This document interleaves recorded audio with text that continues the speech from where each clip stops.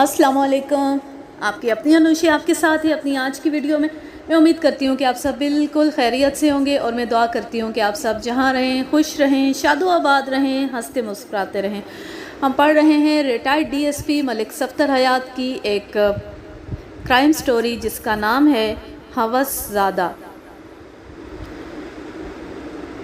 इसके 4 पार्ट्स हो चुके हैं, अभी तक ख़त्म नहीं हुई और आज इंशाल्लाह मैं इसे ख़त्म करूँगी, चाहे मुझे 1 घंटे की वीडियो बनानी पड़े। तो चलें शुरू करते हैं।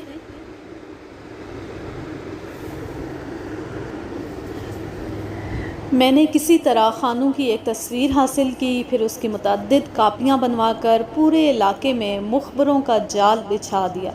वो सब पुलिस एहलकार थे और सादा लिबास में खानों की तलाश में सरगर्दा थे। मुझे उम्मीद थी कि जल्द ही खानों का कोई सुराग मिल जाएगा। अब मेरे इस अंदाज़े को तक़वियत मिलने लगी थी कि ग़ज़ाला के अगवा में खानों ही का हाथ हो सकता था। इस काम से फ़ारिग होने के बाद मैंने एएसआई आबिद को 2 कांस्टेबल देकर ताजी की ननिहाल रवाना कर दिया। मैंने उन्हें ताकीद कर दी थी कि वो हर सूरत में ताजी को साथ लेकर आए। इस दौरान में गाहे बगाहे चौधरी कादिर जमा भी मेरी कोशिश के बारे में मालूम करने थाने आता रहा, लेकिन मैंने उसके रवैये में एक ख़ास बात नोट की थी और वो ये कि अब उसे पटवारी की बेटी में कुछ ज़्यादा दिलचस्पी नहीं रही थी, बस वो राहो रस्म ही निभा रहा था। ताहम चौधरी हैदर अली के जज्बात में अभी उतार नहीं आया था। वो शद्दो मत के साथ ग़ज़ाला को तलाश करने की अपनी सी कोशिश कर रहा था। शाम से कुछ पहले एएसआई आबिद अली ताजी को लेकर आ गया। ताजी के साथ उसका मामा ज़हूर हुसैन भी था। ताजी खासी घबराई हुई थी और खौफज़दा हिरनी की मानंद हरासा नज़रों से इधर उधर देख रही थी। उसकी उम्र का अंदाज़ा मैंने 19-20 के दरमियान लगाया, जो बाद में दुरुस्त साबित हुआ। वो तीखे नैन नक्श वाली एक पुरकशिश लड़की थी। अगरचा उसका रंग सांवला था मगर उसका चेहरा जाज़बे नज़र था। मैं थोड़ी देर तक ताजी से इधर उधर की बातें करता रहा। मकसद उसको माहौल से मानूस करके उसका खौफ दूर करना था। कुछ देर तक बेतकल्फ़ी की फ़ज़ा में बातें हुई तो वो कदरे मुतमईन नज़र आने लगी। मैंने उसे बयान के काबिल महसूस किया तो पूछा, ताजी मुझे पता चला है कि तुम ग़ज़ाला की बहुत गहरी सहेली हो। जी, वो धीमी आवाज़ में बोली। हम एक दूसरे पर जान छिड़कते हैं। मैंने कहा, तुम्हारी सहेली को चंद रोज़ पहले डाकू उठा कर ले गए, तुम्हें इसका बहुत दुख हुआ होगा। उसकी आंखों में आंसू भर आए, गुलूगीर आवाज़ में बोली, मेरी ज़िंदगी भी ग़ज़ाला को लग जाए। अल्लाह करे वो जहाँ भी हो खैरियत से हो। मेरी दुआ है कि उसे अगवा करने वालों को मिर्गी पड़े, उनके जिस्मों में कीड़े पड़ें और वो एड़ियाँ रगड़ रगड़ कर मरे। वो खासी जज्बाती हो रही थी। मैंने पूछा, क्या तुम ये नहीं चाहती हो कि हम ग़ज़ाला को ढूंढ निकालने में कामयाब हो जाएं? उसने उलझी हुई नज़रों से मुझे देखा। मेरी तो ख्वाहिश है कि वो जल्द अज जल्द मिल जाए। ग़ज़ाला की तलाश के लिए हमें तुम्हारे ताउन की ज़रूरत है ताजी, मैंने उसकी आंखों में देखते हुए नरम लहजे में कहा। वो बदस्तूर उलझन आमेज़ लहजे में बोली, मैं इस सिलसिले में क्या ताउन कर सकती हूँ थानेदार साहब। मैंने मुलायमत से कहा, तो मुझे बताओ वक़ूए वाली रात क्या हुआ था। मुझे कुछ पता नहीं जनाब। उसकी आंखों में खौफ के साए लहराने लगे। उन जालिमों ने तो मुझे बेहोश कर दिया था, वो मिन मनाई। मैं खासी देर तक मुख्तलिफ़ ज़ावियों से घुमा फिरा कर ताजी से सवालात करता रहा, लेकिन उसके जवाबात ने मेरी मालूमात में खातिर-ख़्वाह इजाफ़ा नहीं किया। लेकिन आखिरी सवाल जो मैंने ऐसे ही रवादारी में पूछ लिया था, इस सवाल ने इस वाक़े का पासा पलट लिया। मैंने ताजी से पूछा, ज़रा सोच कर बताओ, वक़ूए की रात तुम लोगों ने कमरे को अंदर से बंद कर लिया था? मेरा मतलब है दरवाज़े की कुंडी चढ़ा ली थी। मैंने किश्वर चाची के कमरे की जानिब खुलने वाले दरवाज़े को तो महज भेड़ दिया था, ताजी ने बताया, लेकिन बरामदे की तरफ खुलने वाले दरवाज़े को बंद करके जब कुंडी लगाना चाही तो ग़ज़ाला ने मुझे मना कर दिया था। क्यों? मैंने इस्तफ़सार किया। वो बोली, मैंने ग़ज़ाला से पूछा नहीं था, मेरा ख़्याल था कि वो शायद बाथरूम जाना चाहती थी जो बाहर सहन में था। तो तुम बैरूनी दरवाज़ा खुला छोड़ कर ही सो गई थी? नहीं जनाब, वो नफ़ी में सर हिलाते हुए बोली। मैंने काफ़ी देर तक ग़ज़ाला के उठने का इंतज़ार किया, लेकिन जब उसने बिस्तर नहीं छोड़ा تو میں دوبارہ اٹھی اور کنڈی چڑھانا چاہی، لیکن اس مرتبہ بھی غزالہ نے مجھے ایسا کرنے سے روک دیا۔ میں سیدھا ہو کر بیٹھ گیا۔ مجھے محسوس ہوا کہ تاجی کوئی حیرت انگیز انکشاف کرنے جا رہی تھی۔ میں نے پوچھا، تاجی تم نے غزالہ سے اس کی وجہ نہیں پوچھی تھی؟ پوچھی تھی جناب، وہ ایک تھوک نگلتے ہوئے بولی۔ دراصل اس وقت مجھے بڑے زور کی نیند آ رہی تھی، لیکن غزالہ کے رویے نے میری نیند اڑا دی تھی۔ میں نے اسے کریدنا شروع کیا کہ وہ مجھے کنڈی چڑھانے سے بار بار منع کیوں کر رہی ہے۔ پہلے تو وہ ٹال مٹول کرتی رہی، پھر میں نے اپنی جان کی قسم دی تو وہ بتانے پر تیار ہو گئی۔ مجھے کسی کا انتظار ہے تاجی، وہ خوابناک لہجے میں بولی۔ میں نے حیرت سے پوچھا، کس کا انتظار ہے تمہیں غزالہ؟ بابا جی نے کہا تھا کہ ان کے موکل رات کسی وقت میرے پاس آئیں گے۔ غزالہ کی آواز سے مسرت پھوٹ رہی تھی۔ مجھے بابا جھنڈے شاہ کبھی اچھا نہیں لگا۔ میں نے غزالہ سے سوال کیا، بابا کے موکل تمہارے پاس کیا لینے آئیں گے؟ تم کچھ نہیں جانتی ہو تاجی، اسی لیے تو پوچھ رہی ہوں، میں نے الجھے ہوئے لہجے میں دریافت کیا۔ بتاؤ غزالہ، بابا کے موکل تمہارے پاس کیوں آئیں گے؟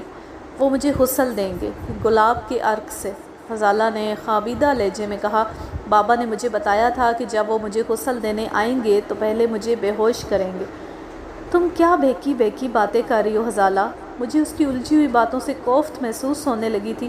تمہارے بابا کے موکل تمہیں عرق گلاب میں غسل دینے کیوں آئیں گے؟ بابا نے بتایا تھا کہ شادی سے ایک روز پہلے ان کے موکل جس لڑکی کو عرق گلاب میں غسل دیتے ہیں وہ سدا جوان اور خوبصورت رہتی ہے، زندگی کی آخری سانس تک اس کی جوانی برقرار رہتی ہے۔ جانتی ہو کیسے؟ پھر اس نے خود ہی اپنے سوال کا جواب دے دیا، کیونکہ بابا کے موکل وہ عرق گلاب جنت سے لائیں گے۔ اپنی بات ختم کر کے غزالہ نے ایک ہلکا سا مخمور کہکا بھی لگایا تھا۔ غزالہ کی باتیں میری سمجھ سے بالاتر تھیں۔ میں نے اسے اس انداز میں پہلے کبھی باتیں کرتے ہوئے نہیں سنا تھا، لیکن چونکہ اس وقت مجھے نیند نے بھی گھیرا ہوا تھا، اس لیے میں نے جان چھڑانے کے لیے کہا، غزالہ کیا تمہارے بابا کے موکل بند دروازے میں سے نہیں آ سکتے؟ میرا مطلب ہے ہم دروازے کو اندر سے کنڈی لگا دیتے ہیں، موکل تو غیر مرئی مخلوق ہے، وہ بند دروازے سے بھی گزر آئیں گے۔ تو نہیں سمجھے گی تاجی، وہ خود فراموشی کسی کیفیت میں بولی۔ بابا جی نے تاکید بھی کی تھی کہ وہ انسانی وضاحت میں آئیں گے، اس لیے دروازے کو کنڈی نہ لگاؤں۔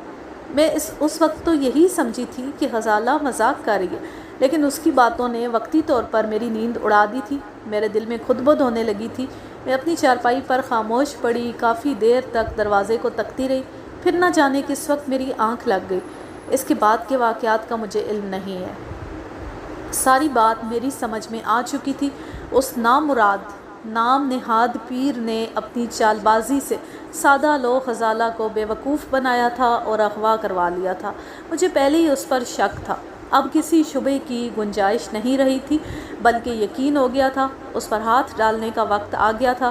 میں نے فوری طور پر ASI ریاض باجوہ کو 4 کانسٹیبلوں کے ہمراہ بابا جھنڈے شاہ کی گرفتاری کے لیے روانہ کر دیا۔ میں نے انہیں بتا دیا تھا کہ جعلی بابا اس وقت کہاں ملے گا۔ اس طرف سے فارغ ہو کر میں نے SI ہمایوں خان کو ایک بھاری نفری کے ساتھ بابا جھنڈے شاہ کے آستانے پر چھاپہ مارنے بھیج دیا۔ میں نے ہمایوں خان کو خاص طور پر تاکید کر دی تھی کہ وہ وہاں پر موجود ہر فرد کو گرفتار کر کے فی الفور تھانے لے آئے۔ باقی باتیں یہی ہوں گی۔ چراغ دین کھوجی کی ایک بات میرے ذہن میں چکرا رہی تھی۔ اس نے بتایا تھا کہ کچھ گھوڑوں کے پاؤں کے نشانات بابا جھنڈے شاہ کے آستانے پر آ کر ختم ہو گئے تھے۔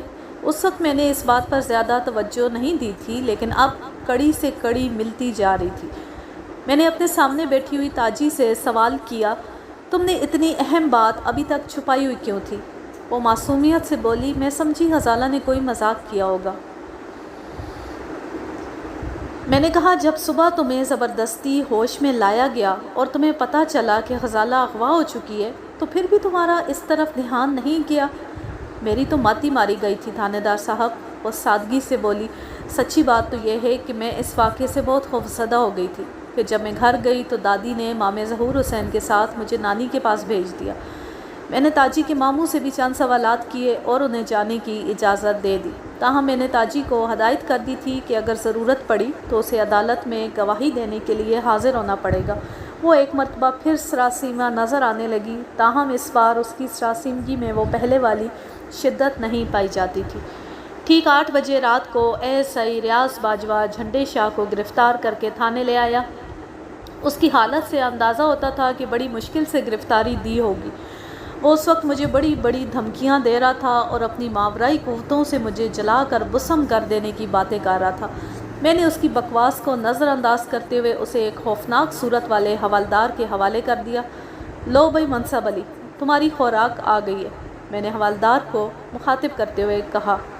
بابا جھنڈے شاہ نے بہت سے موکل قابو کر رکھے اور بڑا کرنی والا ہے، ذرا اس کو یہ تو بتاؤ پولیس کے موکل کس طرح کام کرتے ہیں؟ وہ خوش ہوتے ہوئے بولا، آپ فکر ہی نہ کریں جناب، اس فراڈیے کو منکر نکیر یاد آ جائیں گے۔ جھنڈے شاہ ایک مرتبہ پھر اپنی روحانیت کے بلند و بانگ دعوے کرنے لگا اور ہمیں مروب کرنے کی کوششوں میں مصروف ہو گیا، لیکن اس کے ڈھونگ کی کلی کھل چکی تھی، اس لیے میں اس کی باتوں سے قطعی متاثر نہیں ہوا۔ منصب علی، میں نے حوالدار کو مخاطب کرتے ہوئے کہا، بابا جھنڈے شاہ اس علاقے کی محبوب ہستی ہیں، ان کے آرام کا خاص خیال رکھنا۔ میں ابھی اسے ڈرائنگ روم کی سیر کرواتا ہوں جناب۔ وہ بابا جھنڈے شاہ کو بازو سے تامتے ہوئے بولا، اگر بات نہ بنی تو ٹرائل روم میں لے جاؤں گا۔ میں نے جھنڈے شاہ کی آنکھوں میں جھانکتے ہوئے سرسراتی آواز میں کہا، مجھے بس ایک سوال کا جواب چاہیے، غزالہ کہاں ہے؟ حوالدار اس کو بازو سے گھسیٹتے ہوئے بولا، ملک صاحب آپ بے فکر ہو کر گھر جائیں، صبح تک اس کا جوڑ جوڑ پکار کر آپ کے ہر سوال کا جواب دے گا۔ میں نے ایک بات خاص طور پر نوٹ کی تھی کہ بابا جھنڈے شاہ کے چہرے پر خوف کی گہری پرچھائیاں نمودار ہو گئی تھیں۔ میں نے حوالدار سے کہا، بس آج کی رات ہے منصب علی، اور یہ تمہاری صلاحیتوں کا امتحان بھی ہے۔ آپ تو جانتے ہیں ملک صاحب، میں ایسے امتحانوں میں ہمیشہ کامیاب ہوتا ہوں۔ میں مطمئن ہو کر اپنے گھر چلا گیا۔ دوسری صبح میں تھانے پہنچا تو معلوم ہوا SI ہمایوں خان بابا جھنڈے شاہ کے آستانے سے 4 مجاور پکڑ لایا تھا۔ وہ چاروں کے چاروں چہرے مہرے سے چھٹے ہوئے بدماش نظر آتے تھے۔ وہ چاروں حوالات میں بند تھے۔ میں نے سب سے پہلے بابا جھنڈے شاہ کی خبر لی۔ اس کی حالت ناگفتہ بے تھی۔ منصب علی حوالدار نے مار مار کر اس کا کچومر نکال دیا تھا۔ مجھ پر نظر پڑتی حوالدار نے بتایا، ملک صاحب یہ فراڈیا بڑا سخت جان بننے کی کوشش کر رہا تھا، لیکن میں نے بھی اس کی ساری سختی دیش کے راستے سے نکال دی ہے۔ اس نے سب کچھ قبول کر لیا۔ آپ اس کے کارناموں کی فہرست کا مطالعہ کریں گے تو حیران رہ جائیں گے۔ میں نے جھنڈے شاہ کو اپنے کمرے میں بلا لیا اور اس کے کالے کرتوتوں کی طویل داستان اسی کی زبانی سننے لگا۔ اس کے دائیں بائیں میں نے 2 سینڈو ٹائپ حوالدار کھڑے کر دیے تھے تاکہ اس کی زبان لڑکھڑانے نہ پائے۔ بابا جھنڈے شاہ کے بیان کا خلاصہ میں آپ کی خدمت میں پیش کرتا ہوں۔ اس کا اصل نام عنایت حسین تھا۔ وہ سرگودا کا رہنے والا تھا اور خاصا مشہور جرائم پیشہ شخص تھا۔ چوری، ڈکیتی، لوٹ مار اس کا ذریعہ معاش تھا۔ پھر ایک ڈکیتی کے دوران میں اس نے 2 آدمیوں کو قتل کر دیا۔ چونکہ وہ پکڑا نہیں گیا تھا اس لیے اس کا حوصلہ بڑھ گیا۔ پھر پے در پہ مختلف وارداتوں میں اس کے ہاتھوں کئی افراد جان سے ہاتھ دھو بیٹھے۔ تاہم ایک موقع پر وہ گرفتار ہوا، مقدمہ چلا، اسے عمر قید کی سزا سنا دی گئی۔ وہ مختلف جیلوں میں منتقل ہوتا رہا۔ سرگودا، جھنگ، خوشاب اور میاں والی جیل میں اس نے بہت صعوبتیں اٹھائیں۔ پھر جب وہ ملتان کی جیل میں تھا تو اسے جیل سے فرار ہونے کا موقع مل گیا۔ وہ مختلف جگہوں پر چھپتے چھپاتے آخرکار میرے علاقے کے جنگل میں آستانہ بنا کر پیر بن بیٹھا۔ یہ کام اسے اتنا راس آیا کہ اس نے پھر اسے مستقل اپنا لیا۔ اس کی حلیے اور وضاقتہ میں اتنی تبدیلیاں پیدا ہو چکی تھیں کہ کوئی اسے پہچان نہیں سکتا تھا۔ خانوں کو جیل میں کسی طرح معلوم ہو گیا تھا کہ بابا جھنڈے شاہ کی حقیقت کیا ہے۔ وہ جیل سے فرار ہونے کے بعد سیدھا اس کے آستانے پر پہنچا۔ جھنڈے شاہ نے اسے نہ صرف پناہ دی بلکہ اس کی محبوبہ کے حصول کا یقین بھی دلوایا۔ جھنڈے شاہ کے آستانے کے سارے مجاور جرائم پیشہ افراد تھے جو گاہے بگاہے ڈاکوؤں کے بیس میں آس پاس کے علاقے میں چھوٹی موٹی وارداتیں کرتے رہتے تھے۔ جھنڈے شاہ ایک طرح سے ڈاکوؤں کا سردار بنا بیٹھا تھا۔ اس کے بعد کی کہانی میں کوئی پیچیدگی نہیں ہے۔ عنایت حسین عرف جھنڈے شاہ نے غزالہ کو اغوا کروانے کے لیے ایک منصوبہ تیار کیا۔ غزالہ کی بے وقوفی کی حد کو چھوتی ہوئی معصومیت نے اس کا کام آسان کر دیا۔ اگرچہ میں نے اس سارے فساد کی جڑ کو گرفتار کر کے اس کے طویل جرائم کا اقرار کروا لیا تھا، لیکن اس دوڑ دھوپ کا افسوسناک پہلو یہ ہے کہ میں غزالہ کو واپس نہ لا سکا۔ میں اسے واپس بلا بھی کیسے سکتا تھا؟ وہ اس دنیا میں ہی نہیں رہی تھی۔ جھنڈے شاہ کے ڈاکوؤں نے اسے اغوا کرنے کے لیے ایسا بے ہوش کیا کہ اسے پھر ہوش ہی نہیں آیا۔ وہ جب جھنڈے شاہ کے ڈیرے پر پہنچی تو اس کے جسم اور روح کا ناطہ منقطع ہو چکا تھا۔ عنایت حسین اور خانو نے اسے ہوش میں لانے کی بھرپور کوشش کی، لیکن ان کی ہر سعی ناکام رہی۔ جب انہیں یقین ہو گیا کہ غزالہ میں زندگی کی کوئی رمق باقی نہیں رہی تو انہوں نے خاموشی سے آستانے کے پچھواڑے گڑھا کھود کر اسے زمین میں دبا دیا۔ خانو اس واقعے سے بہت دل برداشتہ تھا۔ اسی رات خاموشی سے وہ آستانے سے نکل کر رات کی تاریکی میں ہمیشہ کے لیے گم ہو گیا۔ میں نے خانو کے بارے میں معلوم کرنے کے لیے جھنڈے شاہ پر مزید سختی کی، لیکن وہ واقعی اس کے بارے میں کچھ نہیں جانتا تھا۔ جھنڈے شاہ کی زبانی مجھے معلوم ہو چکا تھا کہ اغوا کرنے کے لیے جانے والے ڈاکوؤں میں خانو شامل نہیں تھا۔ میں نے جھنڈے شاہ کی نشاندہی پر زمین کھود کر غزالہ کی لاش برآمد کروا لی۔ ضروری کارروائی کے بعد میں نے غزالہ کی لاش کو پٹواری حیات محمد کے حوالے کر دیا۔ بابا جھنڈے شاہ کے خلاف اتنا کچھ موجود تھا کہ مجھے چالان تیار کرنے میں کسی دقت کا سامنا نہیں ہوا۔ ویسے بھی وہ حکومت کا مطلوب شخص تھا۔ اس کی گرفتاری پر ایک معقول انعام بھی رکھا گیا تھا۔ عدالت نے نہایت ہی مختصر سماعت کے بعد عنایت حسین عرف بابا جھنڈے شاہ کو سزائے موت کا حکم سنا دیا۔ حفظ کم جہاں پاک۔ لیکن میرا خیال ہے کہ یہ جہان اتنی آسانی سے پاک نہیں ہو سکتا۔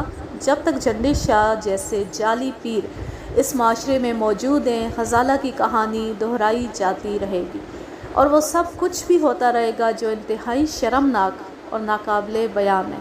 خدا ہمارے حال پر رحم کرے، آمین۔ یہ خیال ملک صاحب کا تھا، میرا ہرگز نہیں تھا۔ ویسے میں ان کے خیال سے پوری طرح اتفاق کرتی ہوں، اور اب آپ سے لیتی ہوں اجازت۔ جہاں رہیں خوش رہیں، شاد و آباد رہیں، ہنستے مسکراتے رہیں۔ اللہ حافظ، اللہ نگہبان۔